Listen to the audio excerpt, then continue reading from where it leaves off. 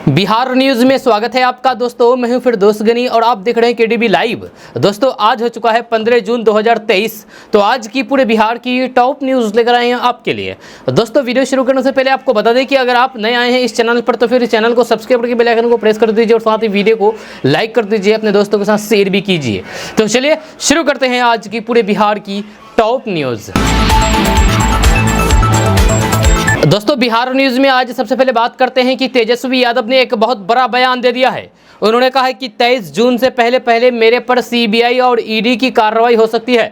तेजस्वी यादव ने कहा है कि 23 जून से पहले मुझे जेल भेजा जा सकता है, यह केंद्र सरकार की तरफ से।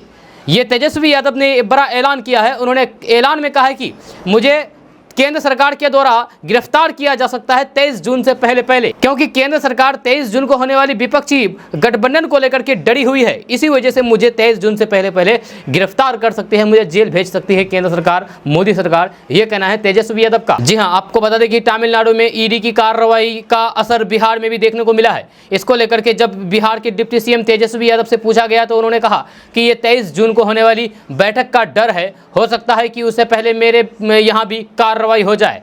अभी तक चार्जशीट में मेरा नाम नहीं है, लेकिन जिस तरीके से देश में विपक्ष गोलबंद हो रहे हैं, इससे लगता है कि मेरा भी नाम जोड़ दिया जाएगा और मुझे 23 जून से पहले गिरफ्तार करके जेल भेज दिया जाएगा। साथ ही तेजस्वी यादव ने कहा है कि अब जैसे जैसे 23 जून की बैठक नजदीक आ रही है, वैसे वैसे माहौल बनाया जा रहा है। ये कोई बड़ी बात नहीं है, अभी तक मेरा चार्जशीट में नाम नहीं है, लेकिन जिस तरीके से देश में विपक्ष एक हो रहे हैं, इससे ऐसा लग रहा है कि चार्जशीट ला करके मेरा भी नाम जोड़ दिया जाएगा। एजेंसी को पता भी नहीं होगा कि हमारे घर में कितनी बार जांच शुरू करने के बाद बंद कर दिया गया है। इससे कोई फर्क नहीं पड़ने वाला है। जितना ये लोग करेंगे उतना हम मजबूत होंगे। ये कहना है बिहार के डिप्टी सीएम तेजस्वी यादव का। जी हां, तेजस्वी यादव ने कहा है कि मेरे यहाँ इतना छापा मारा गया है, इतना छापे मारा गया है कि इसके बारे में एजेंसी को भी नहीं पता है कि वो कितना बार छापा मारा है।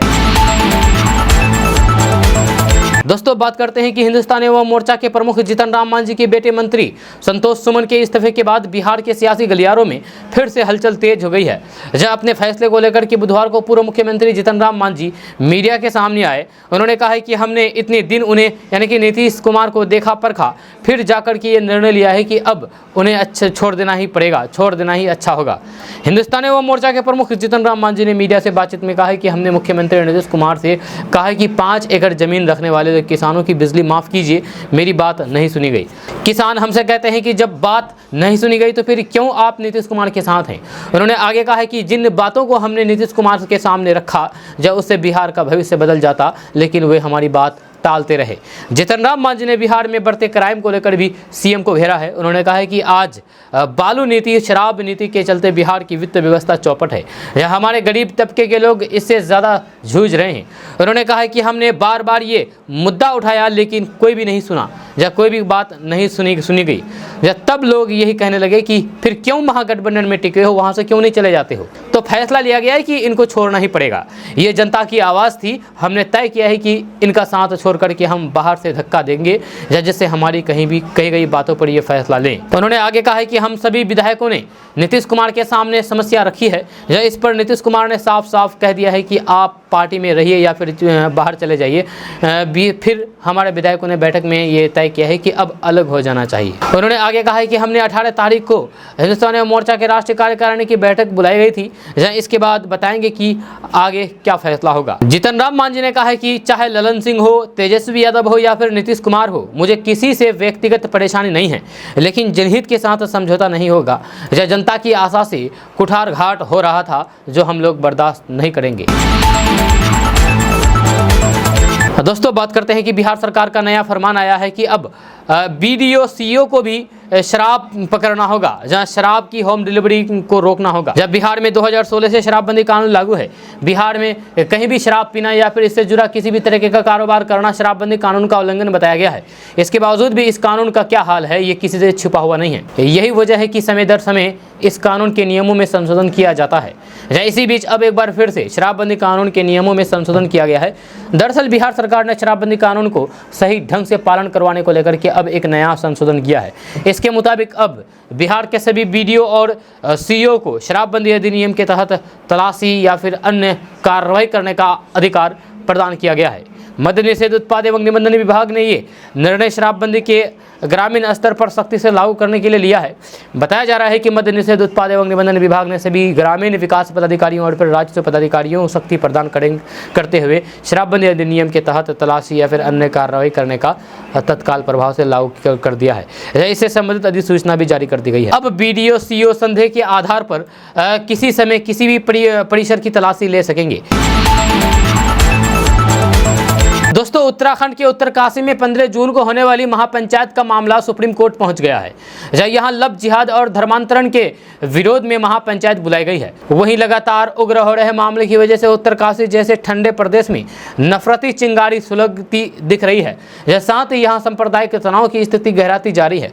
दूसरी ओर जमीयत उलमा हिंद के अध्यक्ष मौलाना महमूद अशद मद्दी ने उत्तरकाशी उत्तराखंड में मुस्लिम समुदाय के निष्कासन की खुली धमकी पर गहरी चिंता व्यक्त की है। मौलाना मद्दी ने केंद्रीय गृह मंत्री अमित शाह और फिर उत्तराखंड के मुख्यमंत्री पुष्कर सिंह धामी को पत्र लिखकर के उनसे इन मामलों को लेकर के कड़ी कार्रवाई करने का अनुरोध किया है। आपको बता दें कि उत्तरकाशी में लव जिहाद के खिलाफ 15 जून को एक बड़ी महापंचायत बुलाई गई है, यानी कि आज इस पर रोक लगाने की मांग को लेकर के सुप्रीम कोर्ट में याचिका दाखिल की गई है। जय दिल्ली विश्वविद्यालय के प्रोफेसर अपूर्वानंद और लेखक अशोक वाजपेयी ने सुप्रीम कोर्ट के चीफ जस्टिस को भेजी गई ये पत्र याचिका भेजी गई है, जब उन्होंने सुप्रीम कोर्ट के चीफ जस्टिस से 15 जून यानी कि आज लव जिहाद के खिलाफ उत्तरकाशी में बुलाई गई एक बड़ी महापंचायत पर तत्काल रोक लगाने की मांग की है। CJI के नाम पर भेजी गई पत्र याचिका में उत्तरकाशी में रह रहे अल्पसंख्यकों को यानी कि मुसलमानों को हुए नुकसान की भरपाई के लिए मुआवजा और फिर उनकी सुरक्षा सुनिश्चित करने की भी मांग की गई है। वहीं पर जमीयत उलमा हिंद के अध्यक्ष मौलाना महमूद मदनी ने केंद्रीय गृह मंत्री अमित शाह और उत्तराखंड के मुख्यमंत्री पुष्कर सिंह धामी को पत्र लिखा है। कहा है कि ऐसे में उत्तरकाशी में सांप्रदायिक तनाव की स्थिति गहराती जारी है। जमीयत उलमा हिंद के अध्यक्ष मौलाना महमूद अशद मदनी ने उत्तराखंड में मुस्लिम समुदाय के निष्कासन की खुली धमकी पर गहरी चिंता जताई है। जमीयत उलमा हिंद के सचिव नियाज फारूकी ने इनकी जानकारी देते हुए बताया है कि मौलाना मदनी ने केंद्रीय गृह मंत्री अमित शाह और फिर उत्तराखंड के मुख्यमंत्री पुष्कर सिंह धामी को पत्र लिखकर के विभाजन फैलाने वाली ताकतों के खिलाफ बड़ी कार्रवाई करने और फिर भारत के नागरिकों की जान माल की रक्षा करने का आग्रह किया है। मद्दी ने कहा है कि कानून व्यवस्था और सांप्रदायिक सौहार्द के मामले में उत्तराखंड एक अनुकरणीय राज्य रहा है। उत्तरकाशी में जो हो रहा है वह उसके स्वभाव से मेल नहीं खाता। वे खुलेआम दोनों संप्रदायों के बीच डर और दुश्मनी फैला रहे हैं। दोस्तों, बात करते हैं कि बिहार की राजनीति में सियासी उठापटक जारी है। जब से नीतीश और तेजस्वी यादव की सरकार बनी है तब से अब तक 3 मंत्रियों का इस्तीफा हो चुका है। इसके बाद अब हिंदुस्तानी अवाम मोर्चा के राष्ट्रीय अध्यक्ष मंत्री संतोष सुमन ने भी अपना इस्तीफा दे दिया है। जब उन्होंने निजी कारणों का हवाला देते हुए इस्तीफा दिया है, लेकिन कहा जा रहा है कि विधानसभा स्पीकर से उनकी बात नहीं बनने के कारण इस्तीफा दिया गया है। वहीं संतोष मांझी के इस्तीफे के बाद बिहार की राजनीति में सियासत काफ़ी गर्म हो गई है और इसी कड़ी में अब RJD के विधायक सुधाकर सिंह ने बड़ा दावा कर दिया है।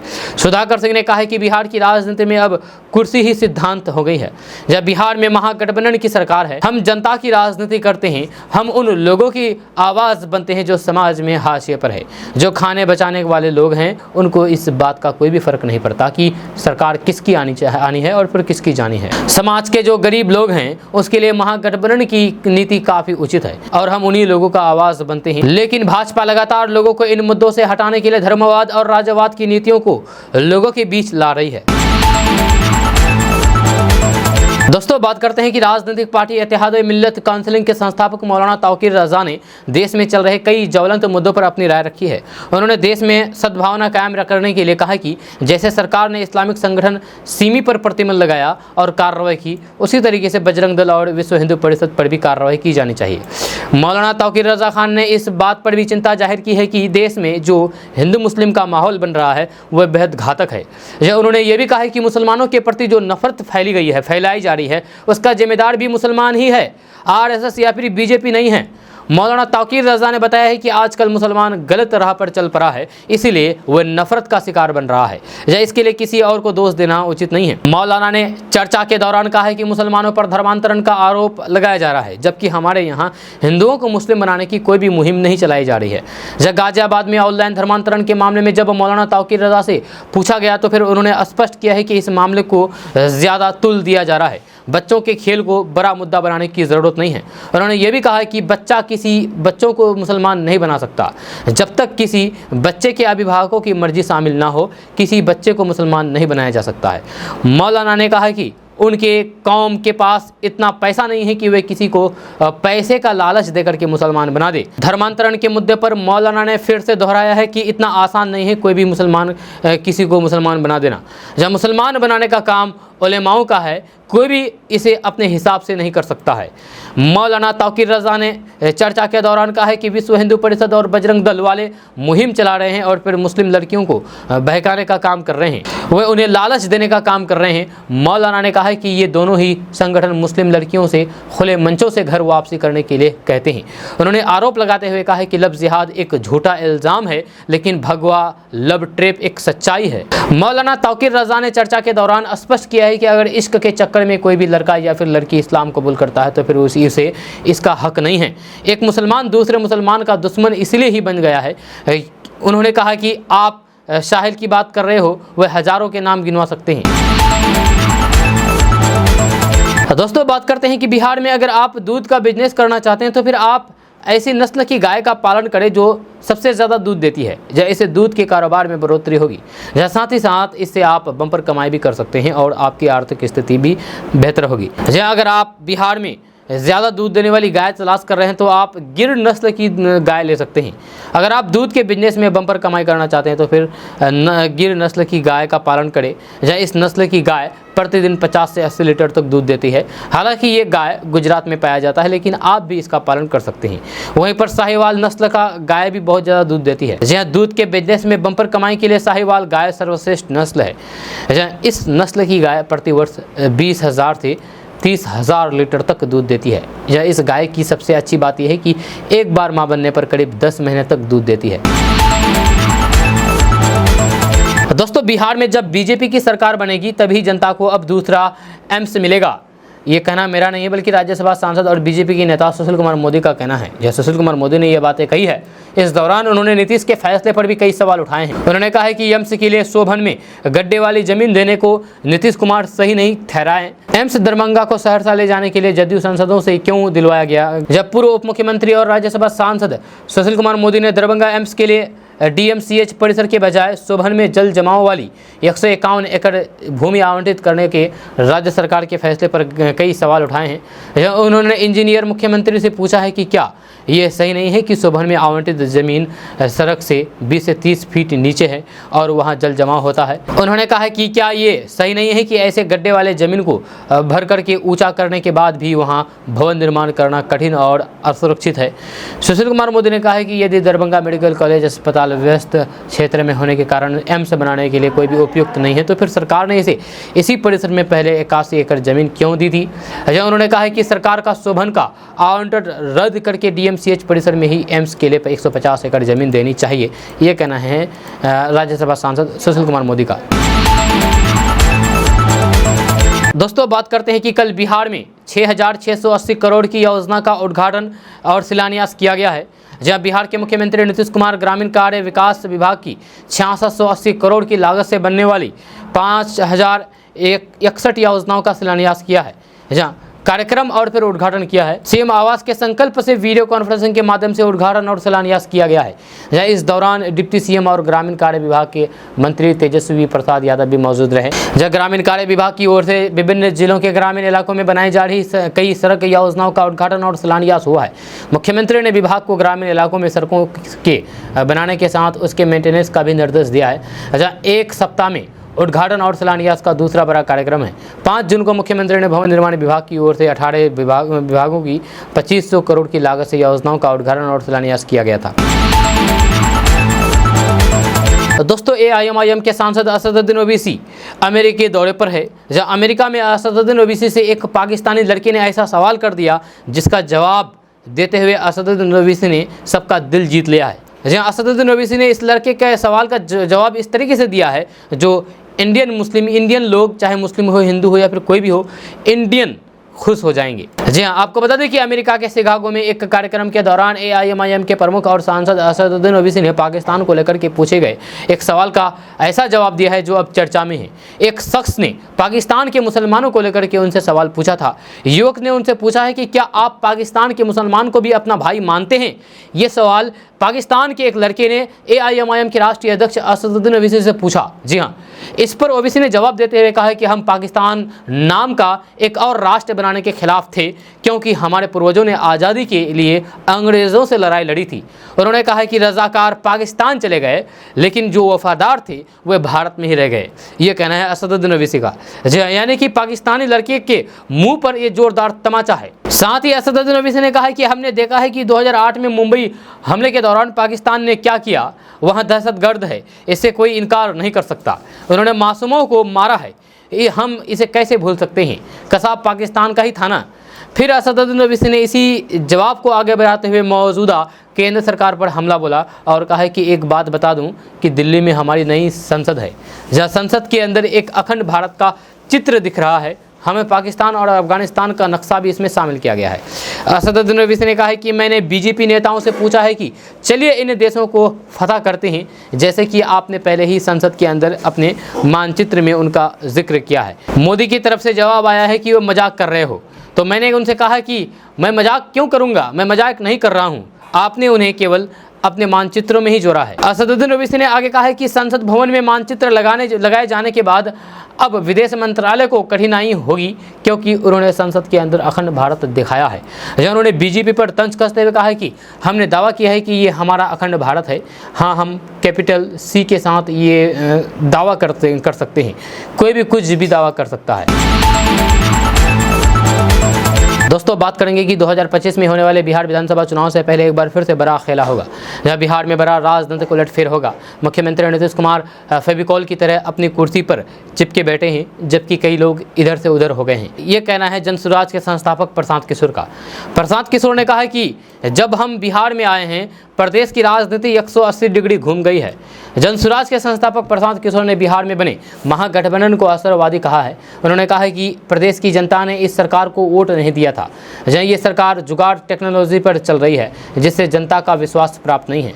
उन्होंने महागठबंधन की सरकार पर जमकर के निशाना साधते हुए कहा है कि नीतीश कुमार के नेतृत्व में बनी ये नई सरकार 1-2 सालों में 5 से 10 लाख नौकरियां देती है, तो फिर मैं इनके समर्थन में अपना जनसुराज अभियान वापस ले लूँगा, क्योंकि बिहार के लोगों के हित में ऐसा हुआ तो फिर सबसे ज़्यादा खुशी मुझे होगी।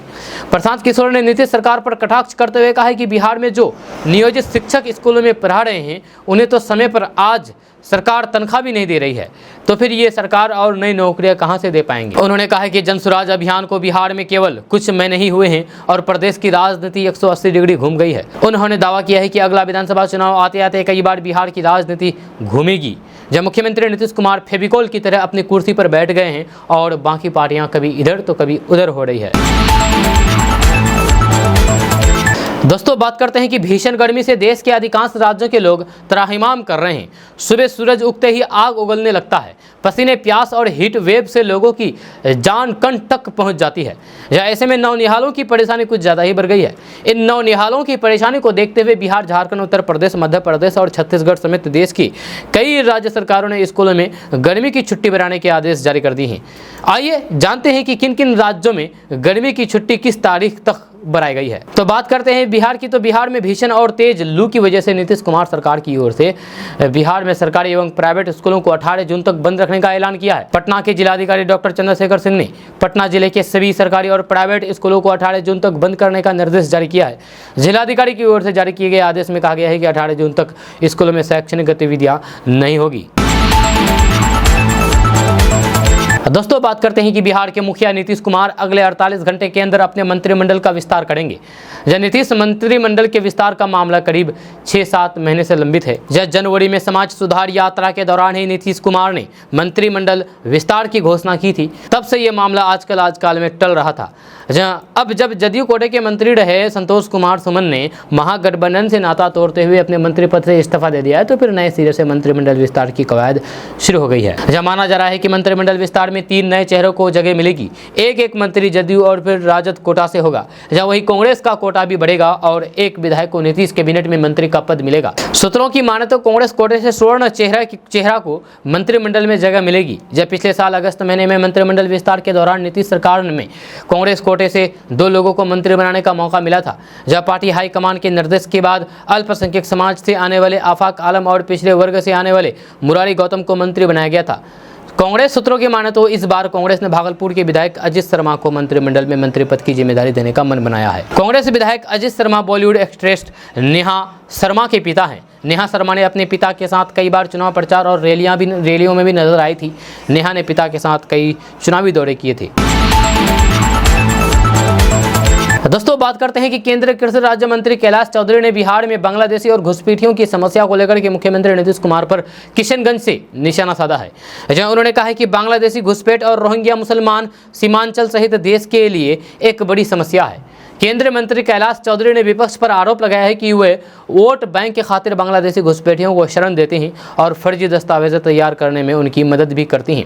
घुसपैठियों का समाधान के लिए बंगाल और बिहार के सीमावर्ती इलाकों में राष्ट्रवादी विचारधारा की सरकार बनानी होगी। केंद्रीय मंत्री ने कहा है कि सीमांचल में बांग्लादेशी घुसपैठियों का समाधान करना भाजपा की पहली प्राथमिकता में शामिल है। उन्होंने कहा कि पीएम मोदी ने पिछले 9 सालों में सभी वर्गों के लोगों को ध्यान में रखते हुए योजनाएं बनाई गई है। मोदी की योजनाओं का लाभ बिना भेदभाव के सबके सामने सबको मिल रहा है। वहीं पर मौके पर भाजपा के एमएलसी किशनगंज से डॉक्टर दिलीप कुमार जायसवाल ने कहा है कि सीमांचल के लोगों के लिए बड़ी खुशखबरी है। अब केंद्र सरकार की पहल पर पूर्णिया मेडिकल कॉलेज में अगले महीने से मेडिकल की पढ़ाई शुरू हो जाएगी, जिसका फायदा इस क्षेत्र के मेडिकल के पढ़ाई करने वाले छात्रों को होगा। उन्होंने कहा है कि पीएम मोदी का सपना है कि प्रत्येक जिले में मेडिकल कॉलेज खुलना चाहिए। उन्होंने कहा है कि तत्कालीन कांग्रेस की सरकार ने संसद में नया कानून बना दिया था। दोस्तों, बात करते हैं कि बिहार में पर्यटन उद्योग को बढ़ावा देने के लिए मंत्री तेजस्वी यादव ने बिहार की ब्रांडिंग में तेजी लाने की रणनीति बनाई है। बिहार में पर्यटन क्षेत्र में अपार संभावना है, लेकिन अनदेखी के कारण बिहार पर्यटन को वो स्तर हासिल नहीं हो सका है जो किया जा सकता है।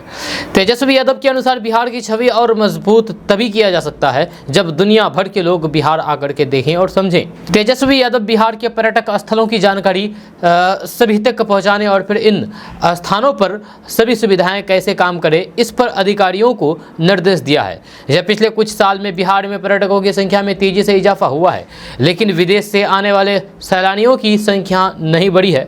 अब विदेशी मेहमानों को भी बिहार तक लाने में बड़ी तैयारी कर रहा है। जहां तेजस्वी यादव ने राबड़ी आवास 10 सर्कुलर रोड पर बिहारी मूल के विदेशी सेवा में विभिन्न देशों में काम कर रहे लोगों से मुलाकात की। यह सभी से बिहार की ब्रांडिंग में सहयोग की अपील की है। डिप्टी सीएम तेजस्वी यादव ने कहा है कि बिहार सरकार सीमित संसाधनों में भी बिहार की बेहतर ब्रांडिंग के लिए प्रयासरत हैं और पर्यटकों को विश्व स्तरीय सुविधा दिलाने के लिए काम कर रही है। जहां हम बिहार फाउंडेशन को भी बेहतर कर रहे हैं और सभी देशों में स्थित उसके चैप्टर को सुदृढ़ करते हुए बिहार की बेहतर छवि बनाएंगे। दोस्तों, किशनगंज जिला में इन दिनों ऑल इंडिया मजलिस-ए-इत्तेहादुल मुस्लिमीन यानी कि AIMIM पार्टी जोर शोर से अपनी पार्टी का संगठन विस्तार सदस्यता अभियान चला रही है। कुछ दिन पहले किशनगंज जिला के बहादुरगंज में पार्टी का सदस्यता अभियान चलाया गया, जिसमें भारी संख्या में लोगों ने पार्टी की सदस्यता ग्रहण की। जहां पार्टी का सदस्यता अभियान के दौरान आदिवासी समाज के कई लोगों ने भी पार्टी की सदस्यता ग्रहण किया था और पार्टी को मजबूत करने का संकल्प लिया था, जिसमें बबलू बासनिक, मासूम रजा, मोहम्मद तौसीफ, हजला रशीद, उबैद आलम सहित कई पार्टी कार्यकर्ताओं ने अहम भूमिका निभाई थी। मंगलवार को पार्टी कार्यालय किशनगंज में प्रदेश अध्यक्ष सह अमोड़ विधायक अख्तरुल ईमान के नेतृत्व में जिला अंतर्गत कोचाधामन और ठाकुरगंज प्रखंड का भी संगठन विस्तार किया, जहां पूर्व मुखिया असलम को कोचाधामन का प्रखंड अध्यक्ष मनोनीत किया गया और शाहनवाज उर्फ कल्लू को ठाकुरगंज का प्रखंड अध्यक्ष मनोनीत किया गया। साथ ही साहिल को जिला सचिव, शहाबुद्दीन को ठाकुरगंज विधानसभा अध्यक्ष, अब्दुल माजिद को संगठन प्रभारी ठाकुरगंज विधानसभा, मिनहाज को संगठन प्रभारी ठाकुरगंज प्रखंड मनोनीत किया गया। 2 दिन पहले भी समाज सेवी शेख मोहम्मद साबिर को युवा प्रदेश सचिव मनोनीत किया गया था और कई अहम नेताओं को कई अहम जिम्मेदारी दी गई। जब बहरहाल इस मौके पर पार्टी के सीनियर नेता मोहम्मद इश्तियाक और सीमांचल संगठन प्रभारी तहीफुर रहमान वगैरह मौजूद थे। दोस्तों बात करते हैं कि केंद्र सरकार की महत्वाकांक्षी प्रधानमंत्री किसान सम्मान निधि योजना की 13वीं किस्त किसानों को मिल चुकी है। जब पीएम किसान योजना की 14वीं किस्त जल्द ही किसानों के बैंक खाते में आने वाली है, लेकिन 14वीं किस्त उन किसानों को ही मिलेगी जिन्होंने ई-केवाईसी और फिर भू सत्यापन कराया होगा। जब पीएम किसान की ई-केवाईसी की अंतिम तिथि 15 जून है, इसलिए इस काम को करने के लिए अब आपके पास मात्र आज का दिन ही बचा हुआ है। जी हाँ, ई-केवाईसी करने के लिए प्रधानमंत्री किसान सम्मान निधि योजना के तहत किसानों को केंद्र सरकार हर साल 6,000 रुपये देती है। ये राशि 3 किस्तों में दी जाती है। सहायता राशि सीधे किसानों के बैंक खाते में डाली जाती है। पति या पत्नी में किसी एक को पीएम किसान सम्मान निधि योजना की राशि दी जाती है। यह 13वीं किस्त 8 करोड़ 2 लाख किसानों को मिली थी और कुल 16,800 करोड़ रुपए किसानों के बैंक खाते में ट्रांसफर किए गए थे। प्रधानमंत्री किसान सम्मान निधि पाने वाले लाभार्थी किसानों के लिए ई-केवाईसी कराना भी सरकार ने अनिवार्य कर दिया है। दोस्तों बात करते हैं कि नेशनल टेस्टिंग एजेंसी ने मेडिकल प्रवेश परीक्षा नीट यूजी 2023 का रिजल्ट जारी कर दिया है। इस परीक्षा में बिहार के शशांक कुमार को ऑल इंडिया 14वां रैंक मिला है।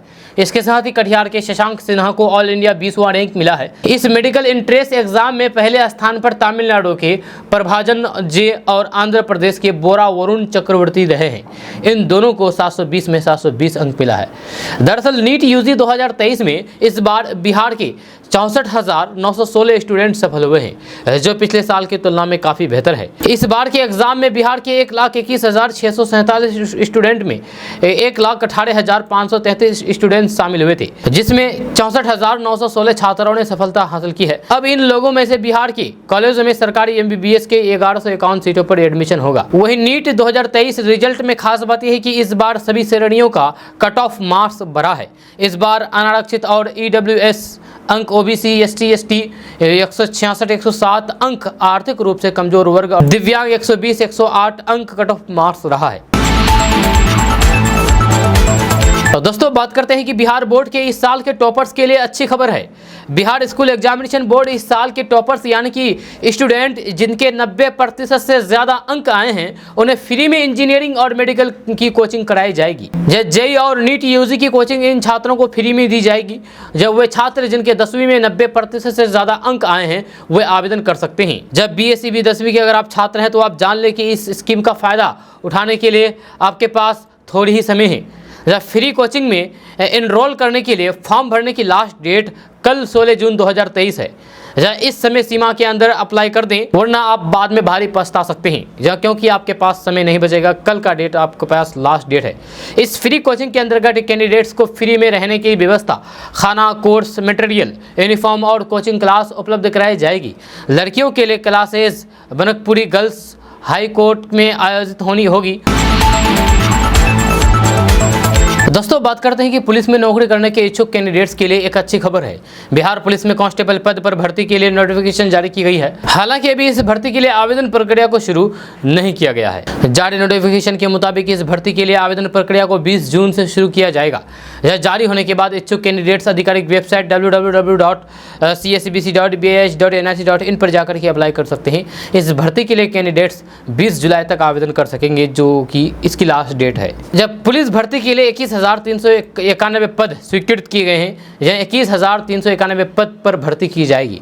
इस भर्ती के लिए पहले लिखित परीक्षा का आयोजन किया जाएगा। इसके बाद लिखित परीक्षा में पास होने के वाले कैंडिडेट्स का फिजिकल टेस्ट होगा। इसके बाद फिर मेरिट के आधार पर पोस्टिंग दी जाएगी। इस भर्ती के लिए आवेदन करने वाले कैंडिडेट की मिनिमम उम्र 18 साल यानी कि कम से कम 18 साल होनी चाहिए। वहीं जनरल कैटेगरी के कैंडिडेट्स के लिए अधिकतम उम्र 25 साल होनी चाहिए। अत्यंत पिछड़ा वर्ग और फिर पिछड़े वर्ग के पुरुषों की अधिकतम आयु 27 साल, पिछड़े वर्ग और अत्यंत पिछड़े वर्ग के महिला उम्मीदवारों की अधिकतम आयु 28 साल होनी चाहिए। दोस्तों बात करते हैं कि बिहार में गर्मी कहर बरपा रही है। जब पिछले 2 दिनों में गर्मी जानलेवा साबित हुई है। औरंगाबाद में 15 साल की किशोरी समेत 2 और नालंदा में एक बुजुर्ग की जान चली गई इस गर्मी की वजह से। जी हाँ, औरंगाबाद में सदर अस्पताल में भर्ती किशोरी को 107 डिग्री बुखार हो गया था। यह डॉक्टरों ने बचाने की बहुत कोशिश की, लेकिन नहीं बच सका। जिस लड़की की जान गई है वह रोहतास जिले के तिलोथू की मूल निवासी थी। जब पिता सनोज चौधरी ने बताया है कि वे सब परिवार औरंगाबाद नगर थाना क्षेत्र के श्री कृष्ण नगर अहरी में रहते हैं। सोमवार शाम रूपा की तबीयत खराब हो गई। डॉक्टर सुभाष कुमार ने बताया है कि किशोरी की जान लू लगने से गई है। जहाँ आपको बता दें कि गर्मी के मौसम में गर्म थपेरे और बढ़े हुए तापमान में लू लगने का खतरा रहता है।